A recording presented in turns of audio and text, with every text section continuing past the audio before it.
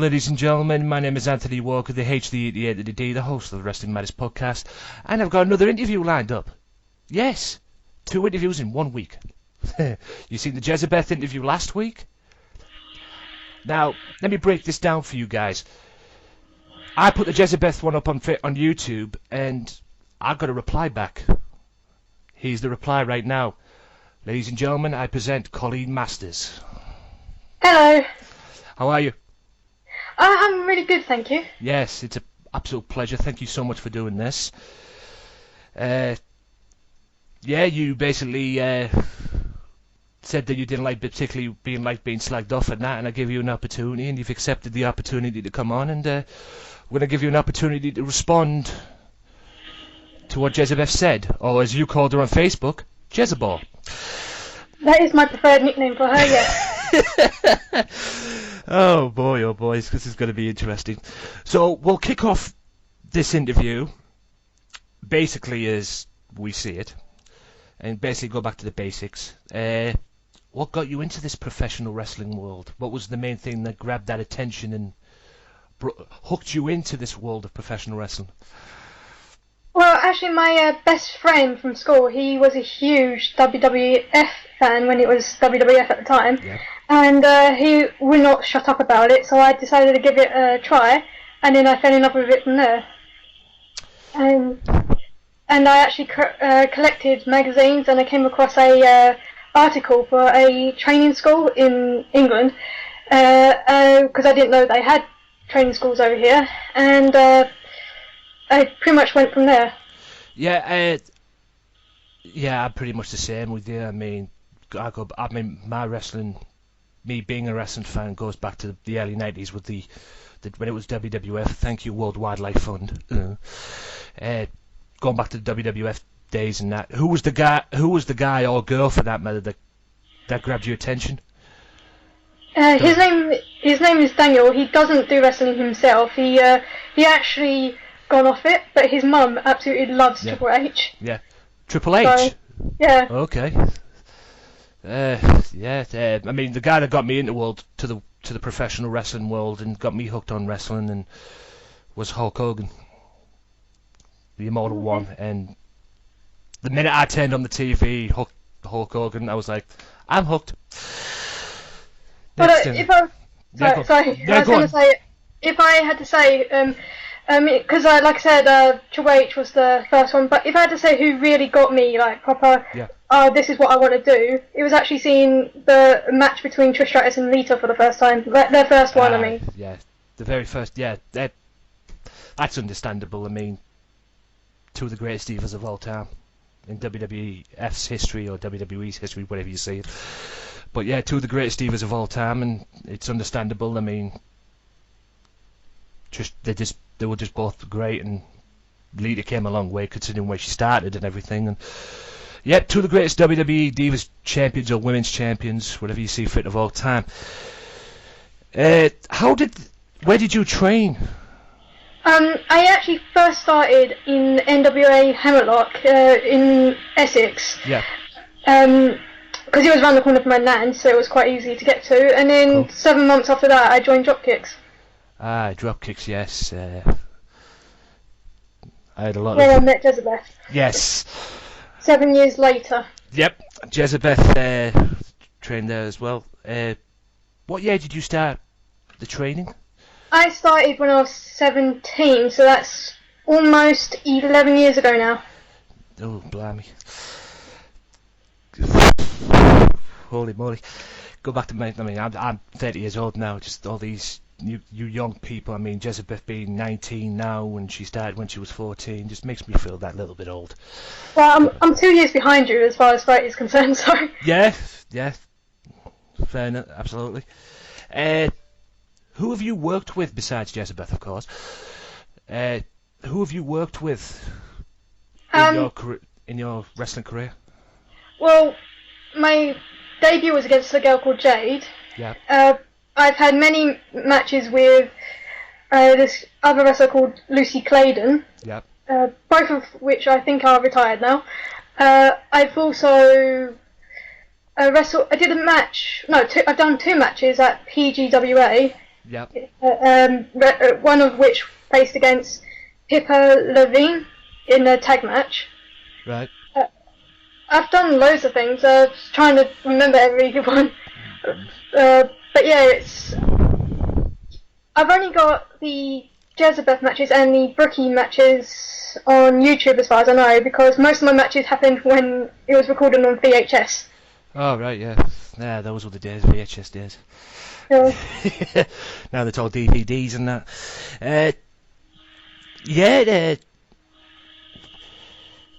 Have you been able to have the opportunity to wrestle abroad?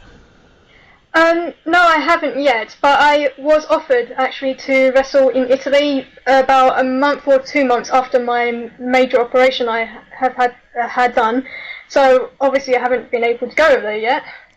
Oh, operation? On what, may I ask? Oh yeah, I have a lifelong illness called Crohn's disease. All right. Okay. Yeah. Okay. Didn't realize it was hereditary until I was told I had it, because my mum had it before me. Well, yeah, you never tend to take illnesses seriously until someone really tells you you find out yourself it's a serious matter. Yeah, I mean, wow. Who trained you? My first trainer was a guy called Tank, and since then it's been Frank Reimer followed by John Ritchie. This might be a bit of a daft question to ask, but what did you learn from them? I gathered you learned the basics and how to wrestle, but what did you learn that helped you in your career up until this point? Everything really. I mean, like you said, the basics and how to wrestle, and also the politics behind everything as well is always good to know, so you know where you stand. Yeah, because wrestling is a politic world, as we well know it behind the scenes, and that. So you've got to know. I suppose that could be, although it doesn't get taught that much with wrestling training nowadays. It's mainly they just focus on the basics. They don't mainly training that I've seen, at least. Anyway, it tends to just focus on the training and the in-ring stuff and everything. They never teach you what happens behind the scenes and that. At least that's from my perspective, anyway. Well, that's where my trainer John, he basically only wants the best of the best, so he teaches us everything there is to know, so we can be the best of the best. Sounds like an excellent trainer. Hey, nothing wrong with having the best. As well, right. I suppose we'll jump into it. As you well know, I'll come back to all the training things and everything else in a second. As you well know, last week I had Jezebel on the show, and she said some, I would say, derogatory remarks towards you, which weren't very flattering. I'm used to it. Yeah. And she basically called you out for a match, and she not only called you out, she called Destiny out too. But she mainly called you out, and like I say, I had some derogatory remarks towards you. And care to respond? Well, she knows I've been sidelined for the last 3 years, so Yes. she thinks I'm going to be an easy target because I can't respond to her challenges currently. But what she fails to realise is that she's not exactly a favourite among other wrestlers, considering she practically hates everybody, and it does get boring, her insults, hence why I call her Jezebel. Yeah. I mean, last week she was okay.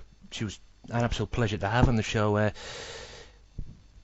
What do you see in the future when you eventually get back in to what you do and get back into the wrestling and everything? I mean, she basically called you out for a match, basically, and she said she wanted another match with you and that.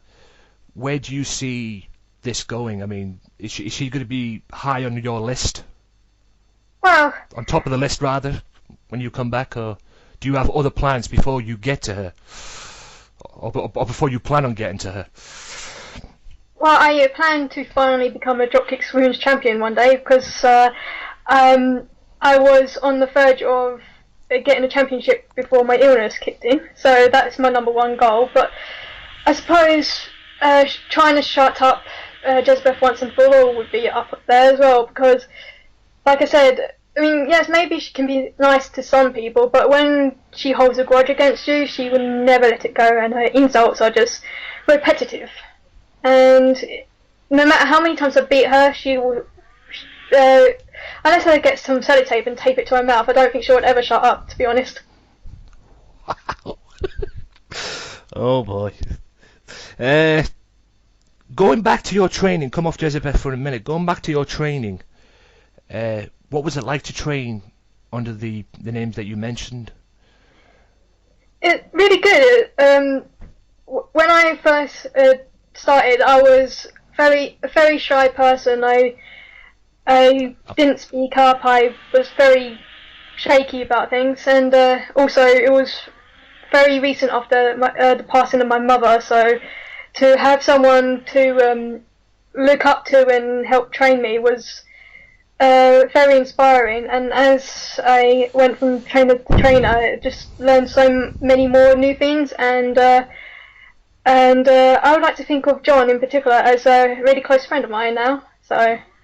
Well, I mean, shy person, and I'm guessing that was. Would I be right in saying that could be lack of confidence? It was, yes. And these guys helped your confidence and basically get you up there to that confidence level. Yeah, it's not nice to be. It's not nice when you don't have the confidence and everything, because you really don't know what you're doing. But when someone can help you get your confidence back, it helps a great deal. Going off you for a minute, what is your take on the WWE product?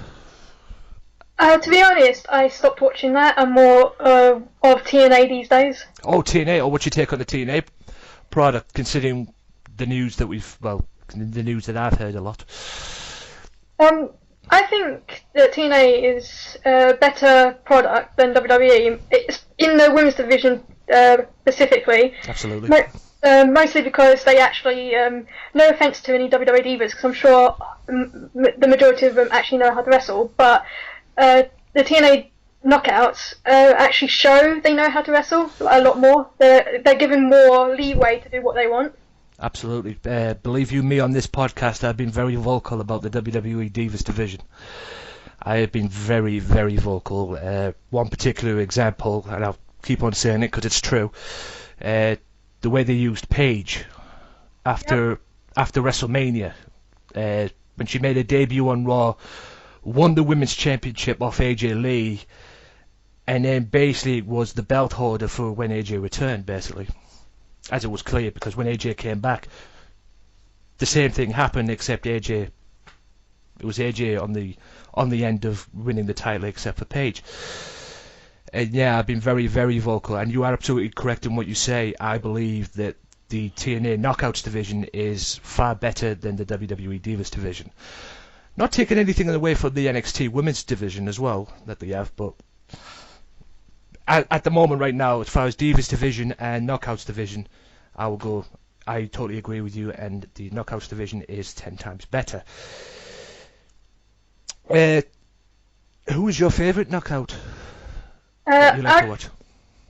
Well, I would say Mickie James is my ultimate favourite knockout, because I first saw her in WWE, and then obviously she went to TNA afterwards, but I know she was in TNA before then too. Yes. But if I was to say solely TNA, I would say I don't know. There's so many. I mean, Velvet Sky has grown since when I first saw her.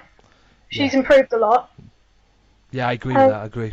And people like ODB, Awesome Con, Gal Kim, loads of them. In fact, I can't think of any one of them that's as bad as, say, Kelly. Someone I really don't like in the ring. But Kelly does get hate on a lot from WWE fans in particular, and wrestling fans in general as well, that she was not very good in the WWE ring. But yeah, I agree. I mean, it's very hard to choose, because I mean, on the roster, like you said, you've had on the Knockouts roster, like you've had ODB, Velvet's guys improved, Angelina Love is back. This new girl's just showed up as well, Havoc, Gail Kim. it's pretty hard to choose, man. Who could be the best? But I agree, the Divas division at the moment is, well, the Knockouts division at the moment is 10 times better than the WWE Divas division, and the WWE Divas division seriously needs to improve. Do you have I was going to say, not meaning to hate on Kelly, but I remember seeing one thing that she was getting strangled and she was screaming, and I know for a fact that did not look right at all, because I've been strangled before, and I know for a fact you cannot breathe when being strangled. So how on earth she screamed, I don't know. Yeah. Which is why I've been put off, you know, that division. Probably WWE booking at its blatant best there, ladies and gentlemen. WWE logic, as we all well to know. I mean, the booking at the moment in WWE, in my opinion, is very, very poor. But like I said, I mean, don't be afraid to say what you got to say. I mean, I very commend pipe bombs on this show and people telling the truth and that. And like I said, you're not the only one who's been very vocal about Kelly and her poor ability in a wrestling ring. What companies have you competed besides Dropkick, of course? What other companies have you competed for? Well, like I said, PGWA was one. Yeah. I wrestled for CWC for like one show, and I did about 5 shows in this company called ACW. Yeah. Which is, I wouldn't say, it's not quite near me, but it's sort of like Milton Keynes area, which is close. But ironically, I was living in London at the time, so I still had to travel quite a bit to get there. Oh, and I also did a charity show, Dropkicks versus Hammerlock as well. That was fun. Yeah. Yeah. So, they always when you combine one promotion with another promotion and have like one big show, it tends to be a lot of fun, because I guess it's more interesting to the audience and the fans and that, and especially to me as well if I was a fan. Would there be any companies out there that you would like to compete in, if you were given the opportunity to compete in? Well, I'd like to finally go to Italy to compete in the company. I should know the name of this company, but right now I'm having a blonde moment. I can't think of it. But that is gonna actually bug me now. I bet you I'm gonna remember as soon as I come off the podcast. I'm gonna remember the name. But other than that, any company really, especially in America, that's one of my ultimate dreams to. Even if it was just to wrestle once, just go to America and compete in America. Yeah. That seems to be every wrestler's dream, especially in the British wrestling scene. That's every wrestling person's dream, whether it's country it is. Everybody wants to go to America and compete for either maybe an indie promotion out there or the big two, WWE and TNA. Can you see British wrestling, females in particular, can you see them making it? Can you see more making it over in the American scene?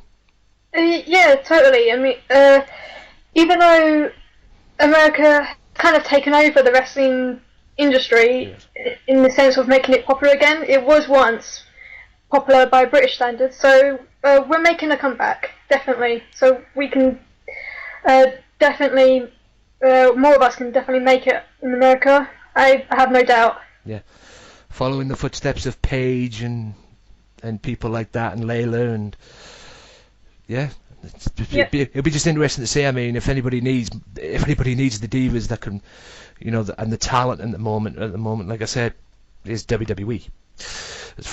They definitely need some wrestlers, and all I've got to say about that is thank God they've got the NXT women's division, because that could be like a platform as well. But Mark, I have a concern of how they're going to be used, the ladies in the women's division on the NXT. I mean, if the WWE Divas division standard is where it is now, where their standard's going to be once they get moved up to the show, to that division and everything beyond Raw and SmackDown. I hope they very improve it, but it's like I said, it's very hard to predict where WWE and what direction they go to. Going back. What was the moment, as a fan growing up, what was the moment in that wrestling? What was the, like, I mean, was there a match or a pay-per-view that got you hooked, into the business? Well, the first match I ever saw was actually WWE Heat. I mean that was as far as WWE shows are concerned, or shall I say WWF Heat at the time. Yeah. But and that's what got me hooked into WWF in particular. And it was I can't remember what it was. I know it had Jerry Lynn as one of the competitors, but I can't remember who else. But I actually used to watch WCW back when it was on Channel 5, because this was before I had Sky. And yeah. but I never really got hooked into that. I only really watched that because I knew it would annoy my best friend, because he was WWF all the time, and because he wouldn't shut up about it. I thought if I watched the rival company, it might get on his nerves, like he was getting on mine. But then when I started watching WWF, that was the true turning point, and I got really, really hooked very fast. Of course, I watched the Heat, which was on really early in the morning, and I was supposed to be in bed by then because of school and all that. But I didn't care at the time. I was just so hooked. Yeah. Yes, not a lot of people, probably not a lot of you got wrestling fans out there know this, or are listening to the podcast right now. WCW, I believe the show was called WCW Worldwide, was on Channel 4, and yes, and like you correctly say, in the early 2000s as well, WWE was on Heat, the Heat program, WWF Heat, was on Channel 4. That was back when pay-per-views were on Channel 4 late night. I remember that very well, because I remember watching, I think that's about early 2000s. That was actually 2000 onwards as well, if I remember. I can remember watching Royal Rumble 2000, and the Backlash 2000 as well, where Austin returned and Rock won the WWF title that night, and various ones as well, even the Invasion in 2001 with WWF versus WCW and ECW, which was probably the best pay-per-view out of that angle. Well, my opinion anyway. I agree, definitely. Yeah, because various other ones in that angle were okay and everything, but it started off well, that angle, and then as many people will probably tell you as well, many other wrestling fans, it kind of dived out, and then that's why it probably ended at Survivor Series, because it was just, I mean, they should have brought Sting and Ric Flair and all the other WCW. I mean, two of the biggest WCW draws in that group, with the WCW group at least, were Booker T and DDP. So, which was no disrespect to the other talent, because they were great as well, but you know, like I said, the two main draws were Booker T and DDP. But like I say, everybody's been very vocal about how much of a clusterfuck that angle was, which was a shame, because it could have made big money, but I think that was just Vince McMahon's excuse to bury ECW and WCW. Yeah, I mean, did you ever get to watch WCW? You know, the Nitro program, or was it just the worldwide program? I can't remember. I think it was just a worldwide program. Yeah, but I have got one Nitro video, VCR somewhere that I've watched once. Yeah, I just thought maybe. I mean, because that was in 2000. That was when WCW was slowly dying. Yep. And even though some people say that WCW company, the death of the WCW company, died in '98, started in the whole downfall started in '98. I disagree, because they were hot round about '98, '99, '97 time with the old NWO angle and that. But it definitely died out in 2000 onwards. Although there was some interesting parts to the product. You just knew it was on the verge of collapse, and eventually it did collapse in 2001 with the whole takeover and the simulcast where Shane McMahon pops out and takes over the company.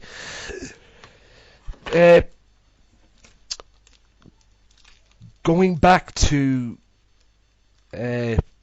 your wrestling career, the female wrestling career, besides Jezebel, you've obviously made that clear. Like I said, I'll get back to that in a second. Who would you like to wrestle when you eventually get? Is there another person or another female divas out there that you may not have wrestled yet and you would like to have a bash at, or? Well, I would, out of the people I have wrestled, I'd like to wrestle this girl Brookie again, because I have yet to beat her, and in the last match I had, which was actually involved,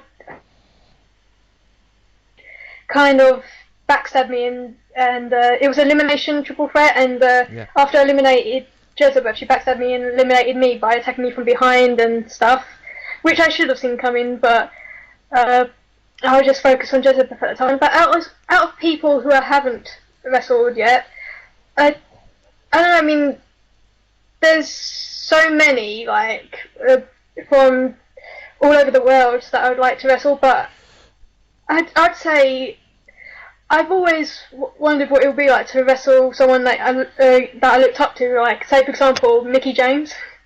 That would be cool. Yeah, the proverbial dream match.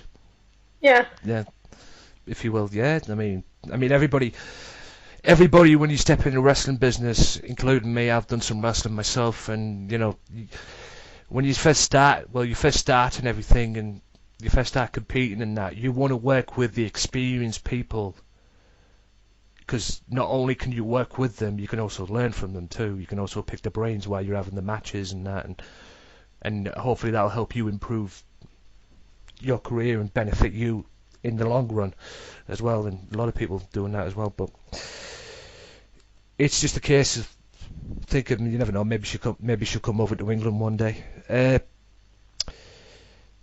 Do you see yourself? What championships have you won? Have you won in championships? No, I've been very close to winning, but I haven't actually won a championship yet. Although at one point, I think it was, I can't remember what match it was, but the announcer mentioned me as a former champion, and in my head I was thinking, when did that happen? But no, not yet. Yeah, not quite yet. Yeah, ring announcer, not quite. But yes, yeah. But yeah, I would like to. I've competed in many championship matches, but yeah. Your proverbial day has not come yet to be a champion, and and like I say, hopefully it will come. I mean, everybody strives to be a champion in the wrestling business. The promoters for the respective companies that you worked for, what would they like to work with as promoters? Really, really good. I mean, like, everyone's different, obviously, but I think I was more nervous with the PGWA one, because I actually wrestled the promoter of the company in the main event, so that was very nerve-wracking, especially when it was my first match coming back after the first time I was ill, which I didn't know was Crohn's related at the time, and yeah, that was very, very nerve-wracking. Definitely. I would imagine so. I mean, you're not, at the end of the day, you're just not wrestling anybody. Alright, you're wrestling somebody in the ring and everything. You've got an opponent on the other end. But I can't imagine what it must be like if it's the promoter you're actually wrestling. I mean, you know, usually when you wrestle, you want the promoter to watch the match and see if it was good for them, to benefit their company. But it's got to be a lot different if you're wrestling the actual promoter in the ring as well. I mean, I'd be nervous too if it was me. But I wrestled the promoter, even though I wanted to probably get my hands around the guy or the person's neck. But yeah, I mean, that's got to be a lot different to wrestling, you know, normal female wrestlers who are not promoters. Man, I mean, yeah, can't imagine that. How did you get on? Really well. It was definitely exhilarating, and the crowd was fantastic. Unfortunately, my team didn't win, and neither did the promoter's team actually. There was some interference or whatever, but so no one really won. But it was it. I think it went down very well. The fact that I was representing Team Scotland and can't do a Scottish accent for the life of me was interesting too.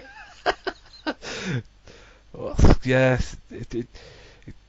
it's going to be a little bit different. Like you try to represent a country in that, and you can't do the accent to save your life and everything, and you just realise this is kind of awkward. I'm not Scottish, you know. I'm not wrestling for. I'm wrestling here. I'm representing a country that I'm not even from, and everything. Yeah, it's going to be a little bit weird.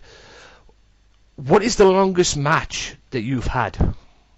Longest? That is a good question. I don't know. I think. Well, I did a 2 out of 3 falls match with Lucy Claydon once. I think that was the longest because of it was 2 out of 3 falls. Yeah. Yeah, I think that was. I mean, I don't know. I mean, I haven't done anything that was like 20 minutes long. I think between 10 and 15 minutes. I think. I don't know. Well. Going back a long while. It's been 3 years since I last wrestled. I don't remember much. I would imagine. Yeah, I would imagine. Because baby people, I mean, the limit at the most to wrestle, at least from what I've gathered as a wrestling fan, the limit to wrestle, or the longest limit they have is 60 minutes. You know, the 60-minute Iron Man matches, or Iron Woman matches, or whatever they have as well. But people don't underestimate how long a 2 out of 3 falls is in the wrestling. Yeah. They just think it starts 2 out of 3 falls and everything. They don't underestimate how long it could be and all the things that needs to work with it. And I've seen some horrible 2 out of 3 fall matches in my career. Some horrible ones as well. Also, besides that, have you gotten to a point, I know you've only been in the business a while and you haven't wrestled 3 years due to your injury and your illness and that.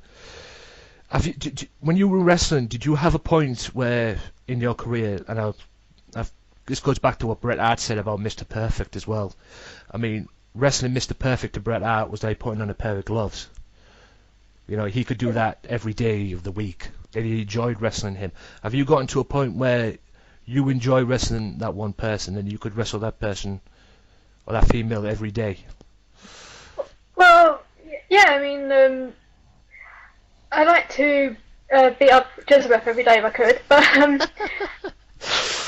but yeah, it's just, it got to the point where I was so stubborn with the whole illness thing that I was prepared to go back in the ring way before I was even ready to, and I haven't. I've been good. I've been doing what the doctors tell me, but if they said tomorrow you can go back, I'd be in there like a shot, definitely. Yeah. A lot of wrestlers, especially when they have illnesses and injuries and they're out for that certain time, it gets to a point where they end up missing what they're doing in the ring and everything, and they're keen to get back in and pick up where they left off and everything. Yeah, there's a lot of wrestlers that are like that, from what I've seen at least. I mean, how is your recovery at the moment? Slow.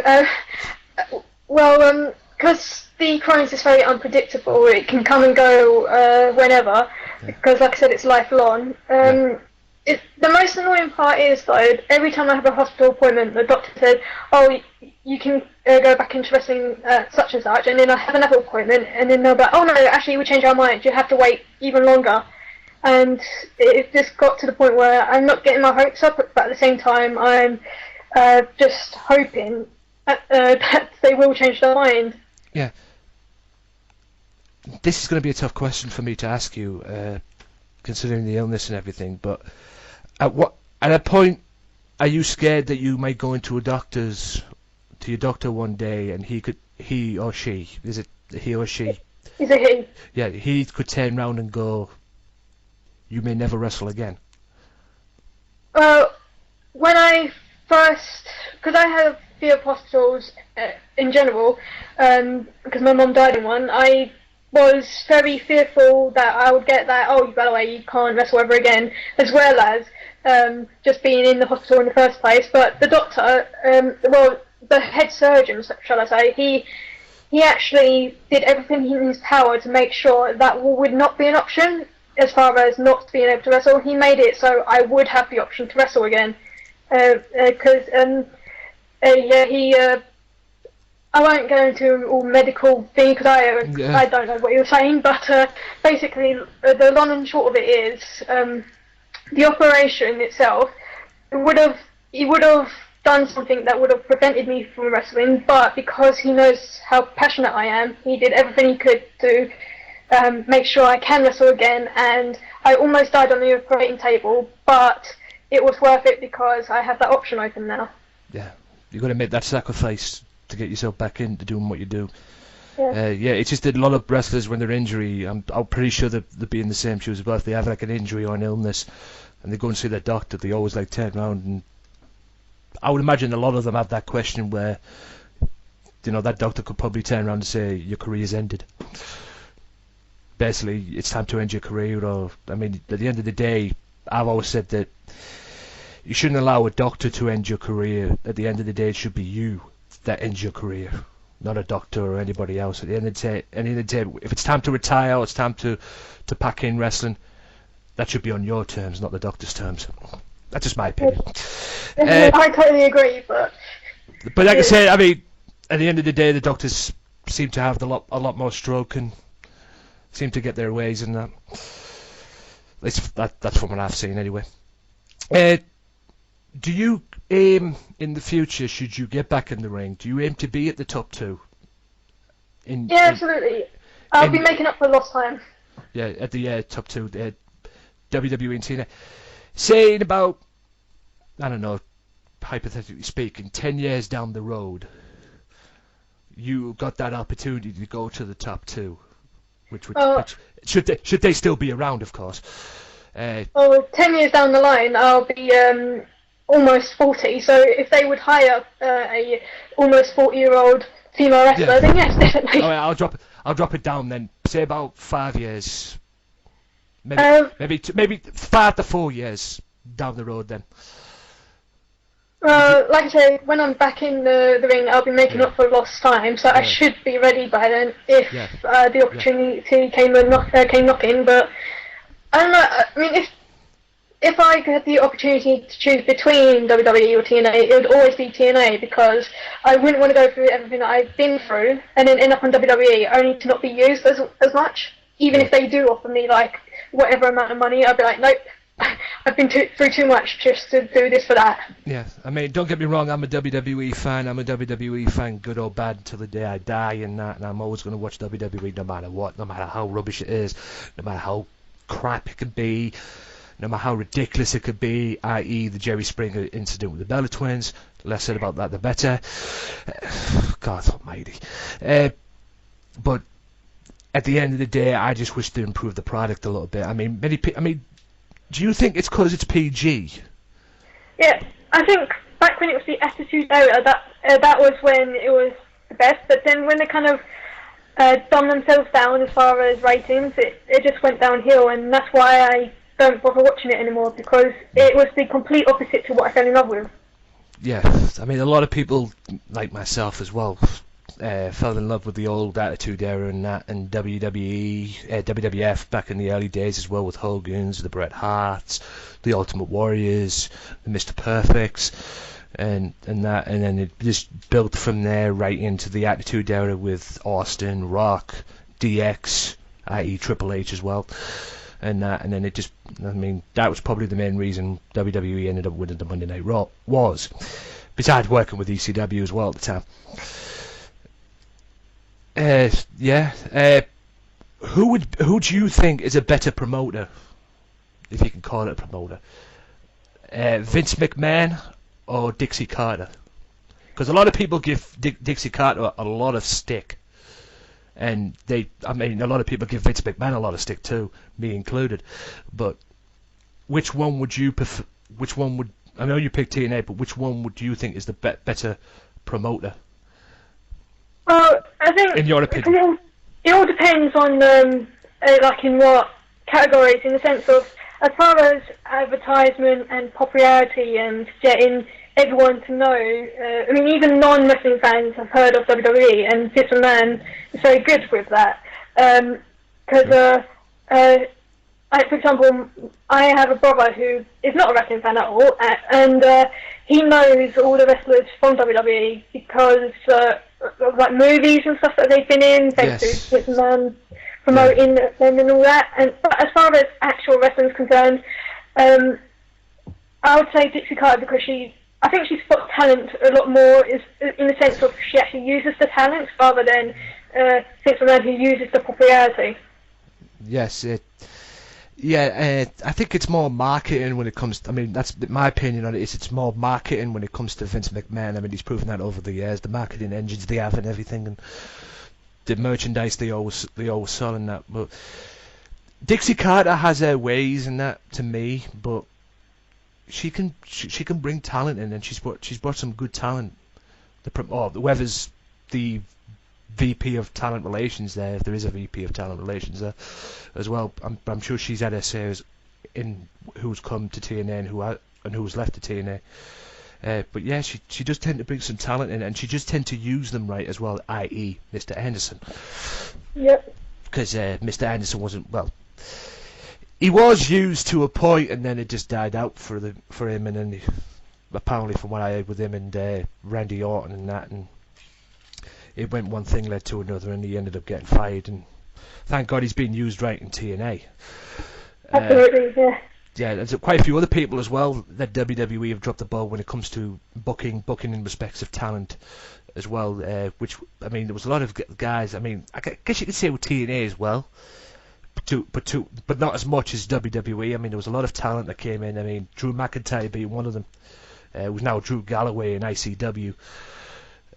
He's gone back to ICW and that. I mean, they seriously dropped the ball with him. It's a wonder he didn't go to TNA to be honest. But yeah, I mean, I would say in respects of booking with talent, in talent wise, I would say TNA definitely tops that bill. Myself, I mean, I could think of many reasons. The famous pipe bomb in 2011 with CM Punk. You know, that's probably one of the reasons why WWE's booking, as far as talent is concerned, is not very good. Right, what does the future hold for Colleen Masters? Well, hopefully I'll be a champion one day and back in the ring for the matter, but currently, if I can't go back into wrestling for whatever reason, I think the future holds for me it would be, well, I'll be focusing more on YouTube because that's what I've been doing. I've actually started doing Let's Plays of video games and stuff to give myself options for the future, but hopefully one day the future will have Colleen Masters in America. Yeah, I've noticed some of that as well. Your Let's Play. What was it called? Is it Call of Duty? No, no way. I'm never playing that game. It's you were Tomb playing Raider that. Underworld. Yeah, that's the one. Yeah, Tomb Raider Underworld. Sorry. Yeah, I trying to get Call of Duty mixed up with Tomb Raider for Pete's sake. I used to play Tomb Raider a lot.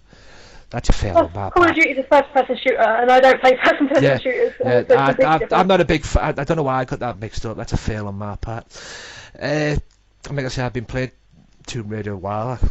Actually, I'll go back to. I mean, my thing with Tomb Raider is going back to the old PS1. Same. With that as well, because Tomb Raider was amazing on the PS. Was Tomb Raider 2 especially? That was my particular favourite. I mean, do you have a PS4? Do you have a PS? Or are you an Xbox girl? Or I have a PS4 and a Xbox 360. I've actually started off my first. When it came to PlayStation versus Xbox, I was always PlayStation with 1 and 2, but 360 had more to offer me than PS3 did at that time, and that's the same thing with the PS4 and the Xbox One now. PS4 has more to offer me, hence why I chosen the PS4. Yeah, I've noticed that as well with my PS4, because I've got a PS4 and a PS3 as well, and I've noticed there seems to be a lot more to offer on the PS4 than there is an Xbox One, at least. I mean, alright, Xbox One, you can go online and so on, but, you know, and you could, like, film things for YouTube, as you can do on the PS4 as well. But it's a lot like you could broadcast. There's like the share button. I mean, I found out what the share button was for on the control pad. I'm like, I used to play. I played the games a lot and everything. I'm like, what's the share button for? And now I found out what it is. You can share your game. You can capture like game footage and everything and share it on YouTube, as i.e. what you're probably doing with the Let's Play that you're starting. Well, I've actually got a capture card for the 360 because I was trying to learn from the basics onwards, because I don't actually have the option for the 360, and I wanted to, because I've got more games for that, I wanted to try that before I experimented with the PS4. Yeah, I need a capture card, but it's so dear. But I mean, I mean, I'm probably searching for one, but for now I'll have to make do with the trick with that I've learned for the PS4 at the moment. So I'm gonna have to make do with that for the time being.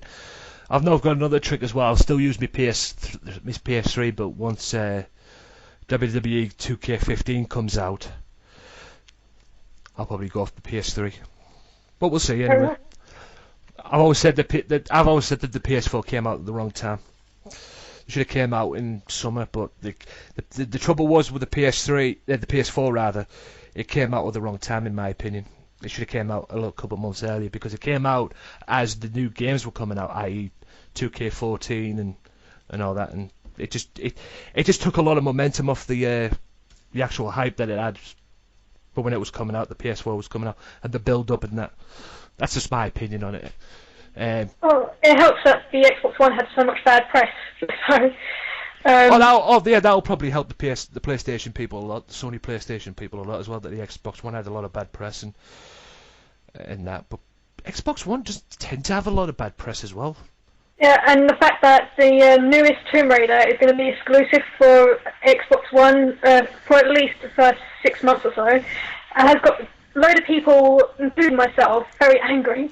But the less said about that, the better right now.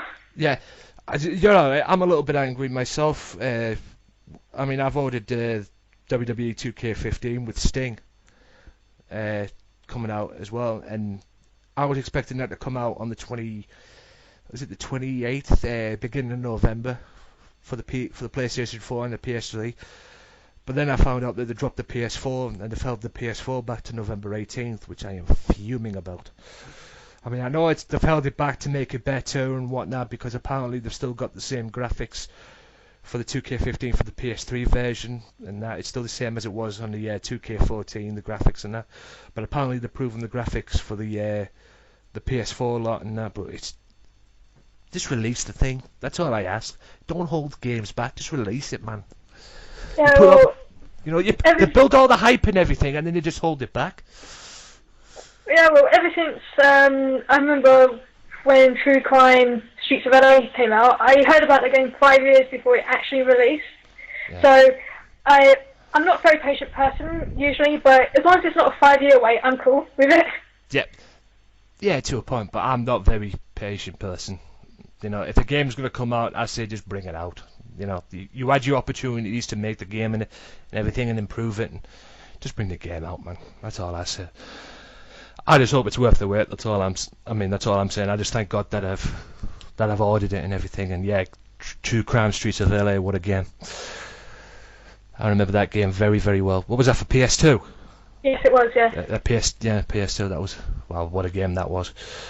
I want to leave.